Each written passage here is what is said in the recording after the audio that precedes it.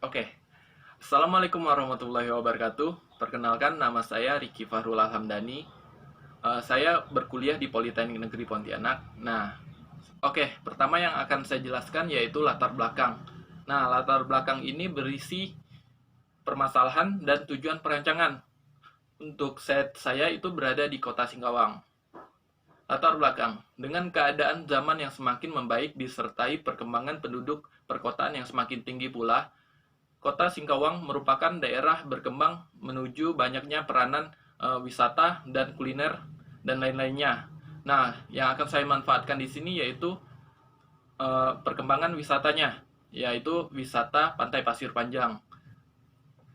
Permasalahan, bagaimana merancang hotel yang bertemakan green architecture building konsep serta menyatukan konsep modern dengan unsur budaya lokal agar bangunan bisa digunakan berkelanjutan.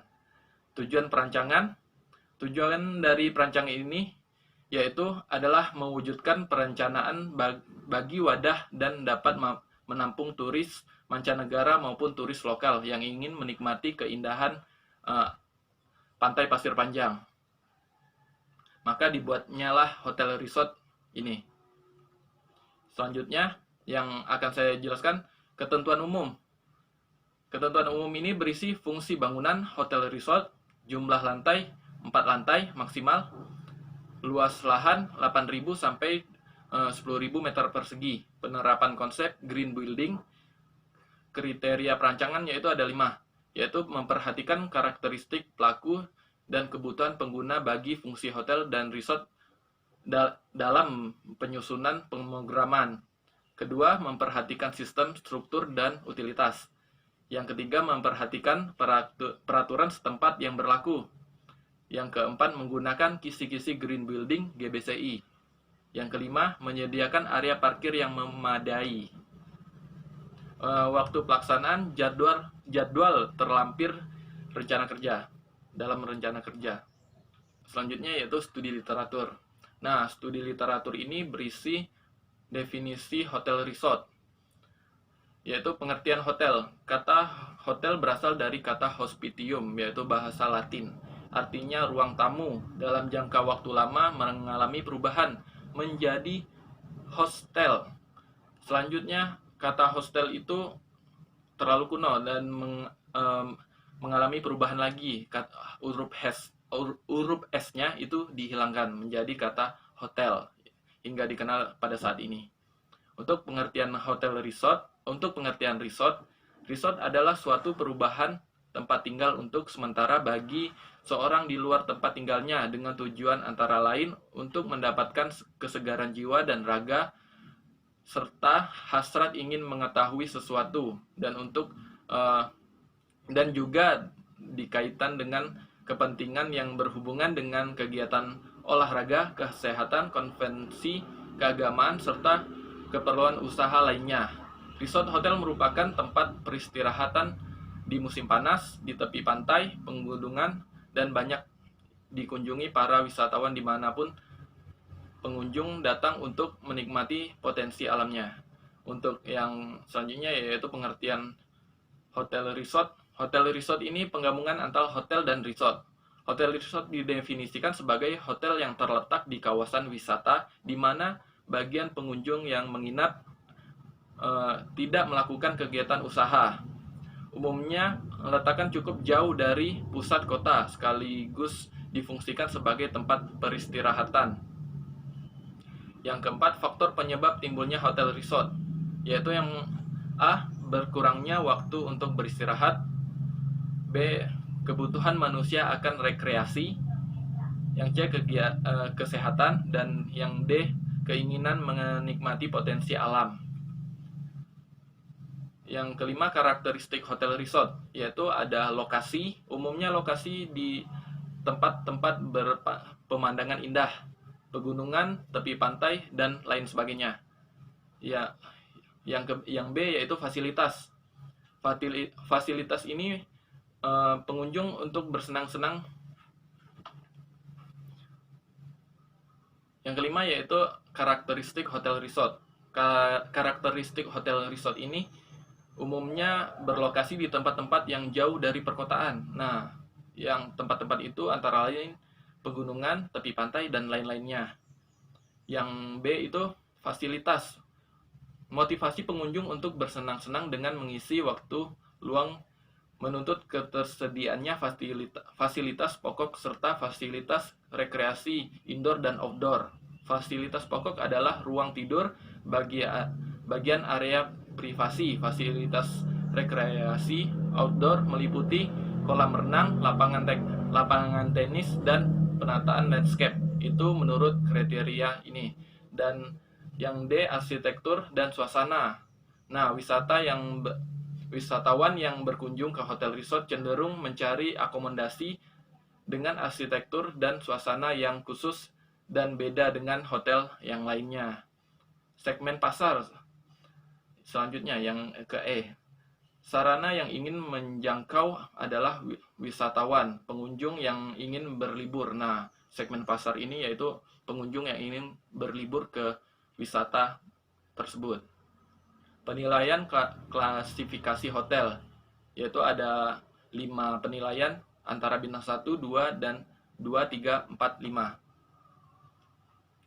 Yang ketujuh, persyaratan dan kriteria yang ketujuh, persyaratan dan kriteria hotel resort bintang 5, yaitu lokasi dan lingkungan. Yang ketujuh, persyaratan dan kriteria hotel resort bintang 5. Untuk membangun sebuah hotel resort, khususnya bintang 5, harus memperhatikan persyaratan dan kriteria bangunan sebagai berikut, yaitu lokasi dan lingkungan. Yang kedua, hotel harus memiliki taman yang baik dalam maupun di luar bangunan. Yang ketujuh yaitu persyaratan dan kriteria hotel resort. Yang ketujuh yaitu persyaratan dan kriteria hotel resort bintang 5. Untuk membangun sebuah hotel resort khususnya bintang 5 harus memperhatikan persyaratan dan kriteria bangunan sebagai berikut. Yang pertama yaitu lokasi dan lingkungan.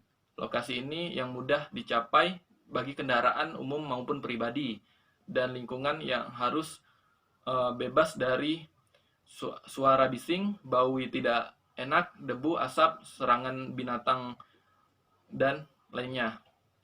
Yang kedua itu hotel harus memiliki taman yang baik di dalam maupun di luar bangunan. Yang ketiga, hotel harus memiliki tempat parkir kendaraan tamu hotel. Yang keempat, tersedianya fasilitas olahraga dan rekreasi. Yang kelima, bangunan hotel memenuhi persyaratan perizinan sesuai dengan undang-undang yang berlaku atau peraturan setempat. Yang keenam, banyaknya kamar tidur standar berjumlah 100 buah, termasuk 4 kamar suite. Sekarang ketentuan jumlah kamar sudah tidak berlaku, terlihat dari fasilitas-fasilitas hotelnya. Yang ketujuh, hotel harus menyediakan restoran minimal 3 buah yang berbeda jenisnya. Yang ke-8, hotel harus menyediakan 1 bar terpisah dalam restoran. Yang ke-9, tersedianya function room, yaitu ruang untuk acara tertentu. Yang ke-10, hotel harus menyediakan lounge. Yang ke-11, hotel menyediakan telepon umum. Yang ke-12, menyediakan toilet umum lobby. Yang ke-13, menyediakan ruang yang disewakan untuk keperluan lainnya di luar kegiatan usaha hotel, minimal 3 ruang untuk kegiatan yang berbeda. Yang ke-14, hotel harus menyediakan ruang poliklinik. Yang ke-15, tersedianya dapur dengan luas sekurang-kurangnya 40% dari luas restoran. Yang ke-16, tersedianya area administrasi dan terdiri dari kantor departemen, front office, dan kantor pengelola hotel. 17, tersedianya area tata geraha. Yang ke-18, tersedianya area ruang operator. Yang ke-19, tersedianya gudang yang terdiri dari gudang bahan, makanan, dan minuman, dan lain-lainnya. Ini adalah struktur organisasi hotel.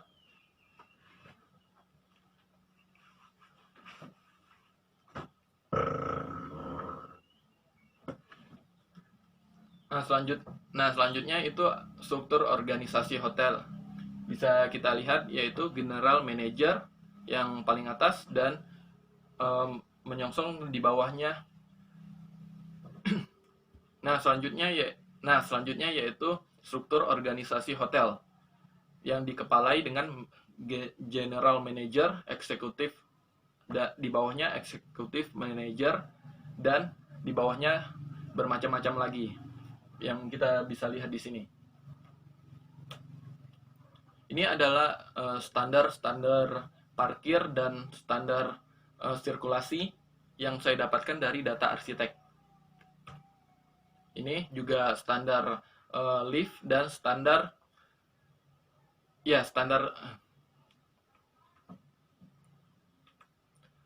Nah, selanjutnya yaitu mengenai literatur. Literatur ini berisi tentang peraturan tentang. Nah, selanjutnya yaitu literatur. Literatur ini berisi tentang peraturan parkir dan sirkulasi yang saya dapatkan dari data arsitek. Ini yang literatur kedua ini berisi tentang besaran ruang lift yang juga saya dapatkan dari data arsitek. Yang selanjutnya yaitu kaidah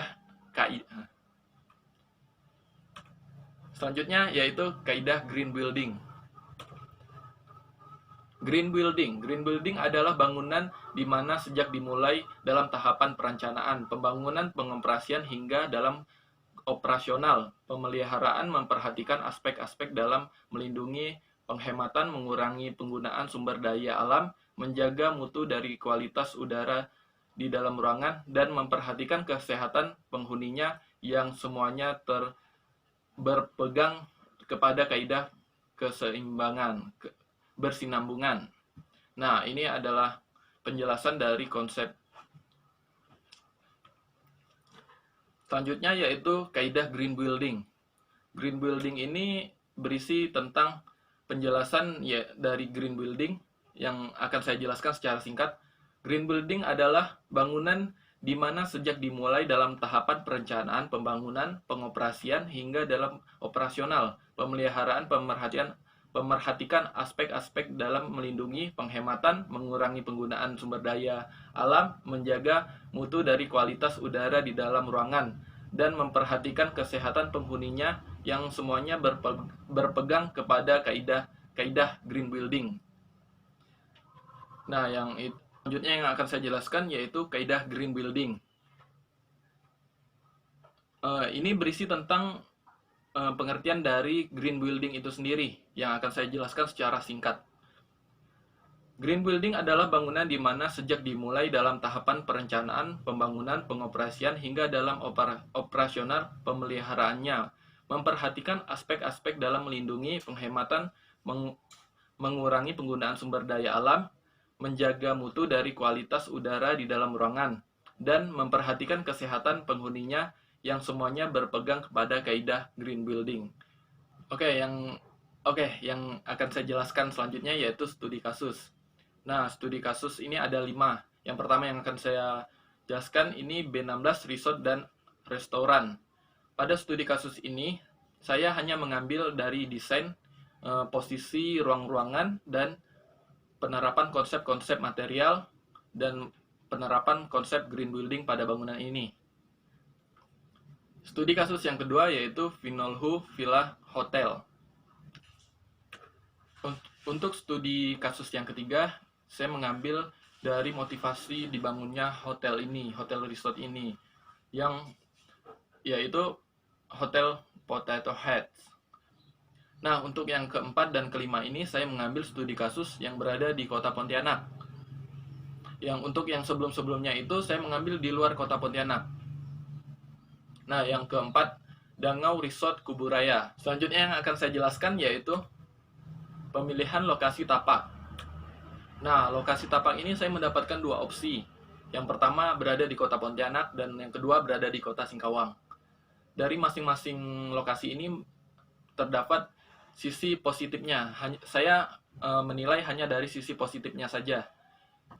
Dan saya simpulkan di sini yaitu pada hasil pendataan di atas terhadap masing-masing potensi yang bisa dikembangkan untuk dibuatnya hotel resort, tetapi keunggulan bisa dilihat dari masing-masing dan data sehingga terpilihnya lokasi yang digunakan untuk merancang bangunan hotel resort yaitu pada lokasi Kota Singkawang, tepatnya pada daerah pesisir wisata Pasir Panjang. Lokasi ini sangat strategis dilihat dari banyaknya potensi view dan keunikan lainnya. Yang selanjutnya yang akan saya jelaskan yaitu data lokasi tapak. Dari data-data ini saya mendapatkan lokasi ini berada di pesisir Pantai Pasir Panjang, Singkawang. Luas lahan yaitu 10.685,422 meter persegi. Selanjutnya yaitu data lokasi tapak.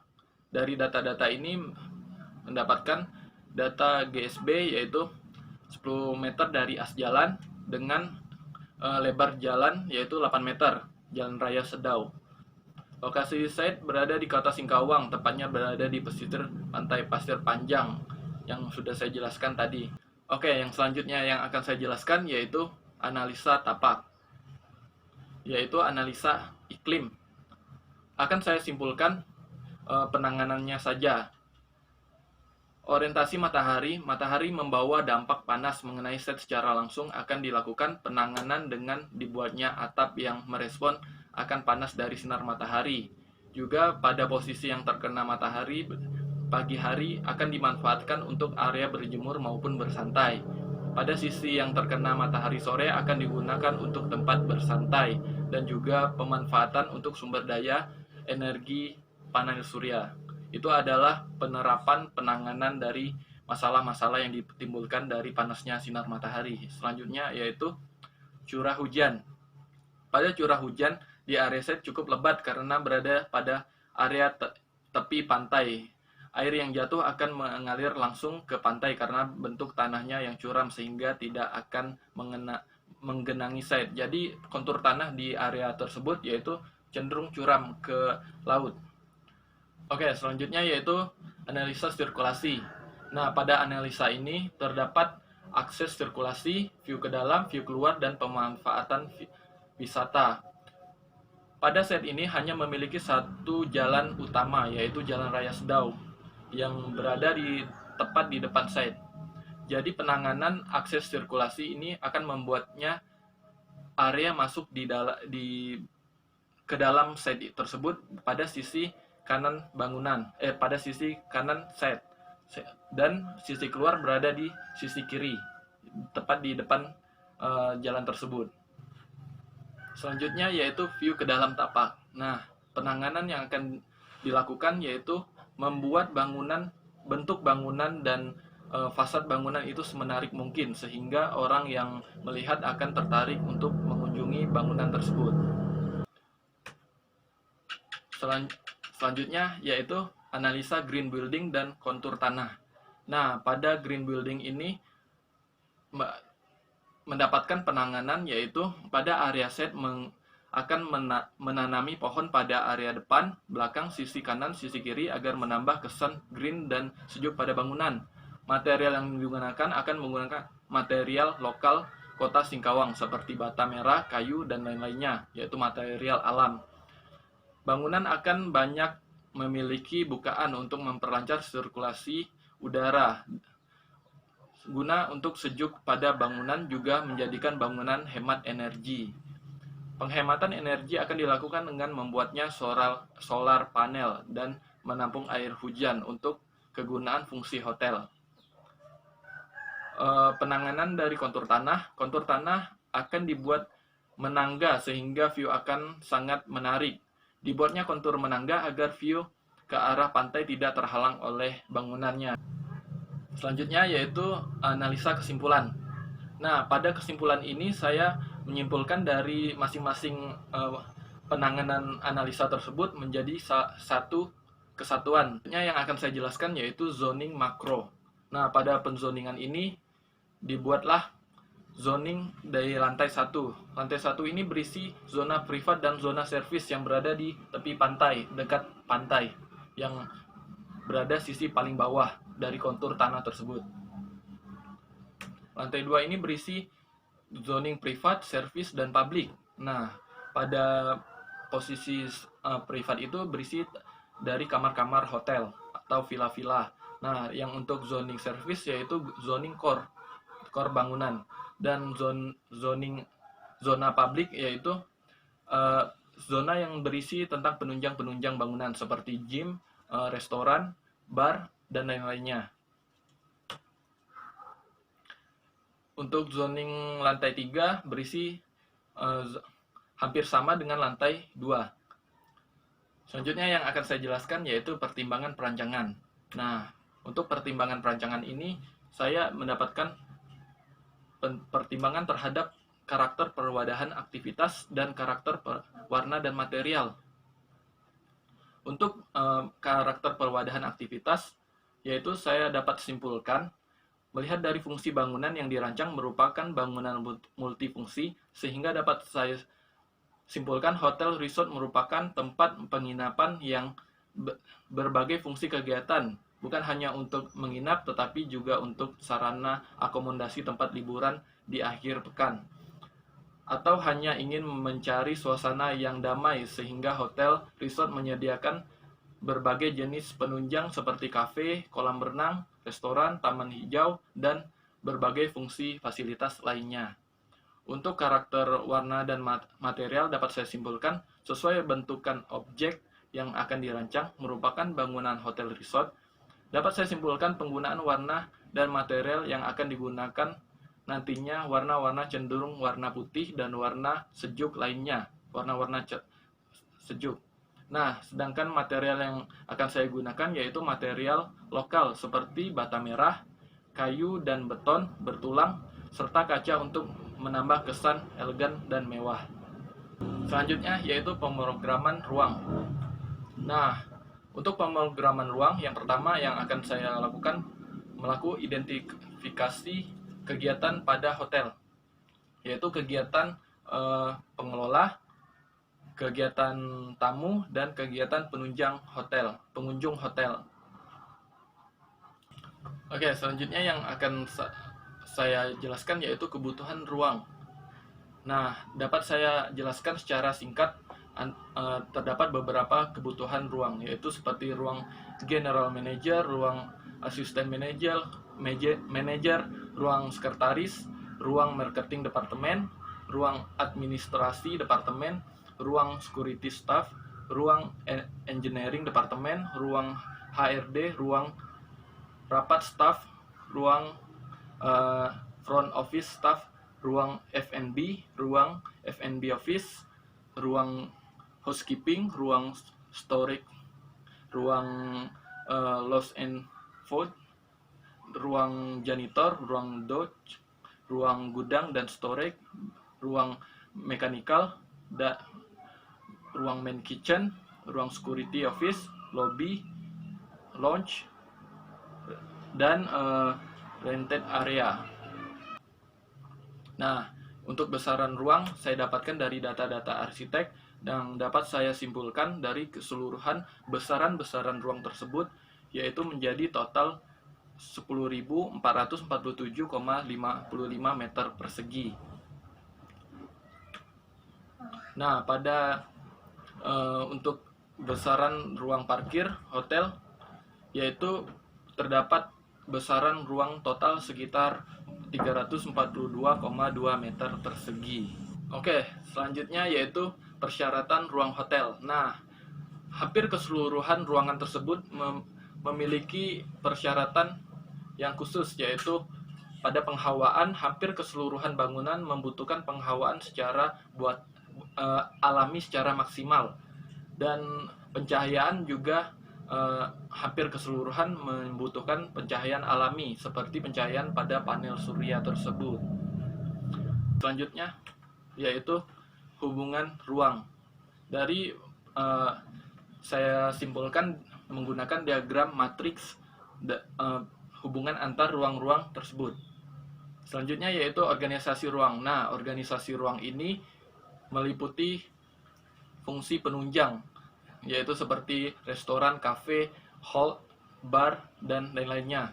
Nah, pada fungsi ini, fungsi privat, service, fungsi publik, dan fungsi pengelola itu mengelilingi dari fungsi penunjang tersebut. Selanjutnya yaitu draft. Nah, pada draft ini yaitu yang pertama adalah draft konsep rancangan tapak. Sedikit saya jelaskan, saya terinspirasi dari pengembangan konsep futuristik pada bangunan. Nah, saya akan jelaskan apa itu futuristik.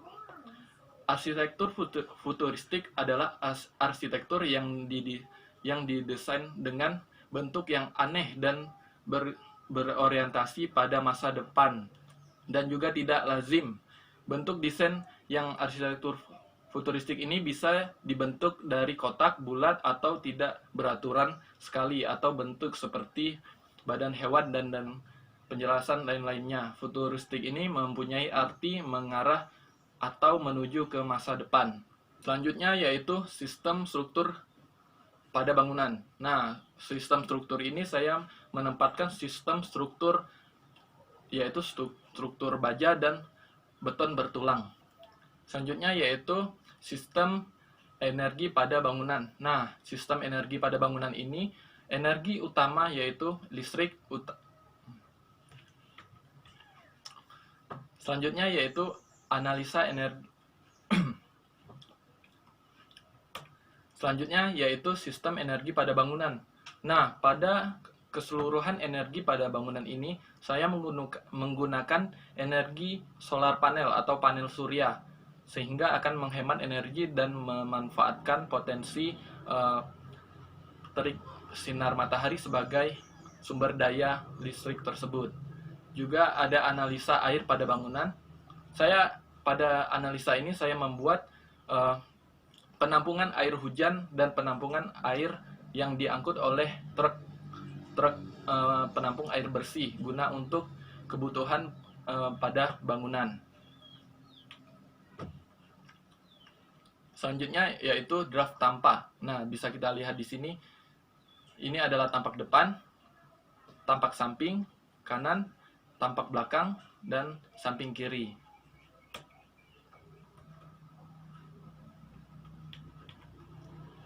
Selanjutnya yaitu gubahan massa. Nah, pada gubahan massa ini bisa kita lihat jumlah lantai pada bangunan utama yaitu ada 4 lantai, dan permainan kontur-kontur tanah, dan juga menambahkan area-area villa-villa pada tepi belakang bangunan yang menuju ke arah pantai. Oke, demikianlah hasil dari penjelasan secara singkat buku rancangan saya. Selebih kurangnya saya mohon maaf. Wassalamualaikum warahmatullahi wabarakatuh.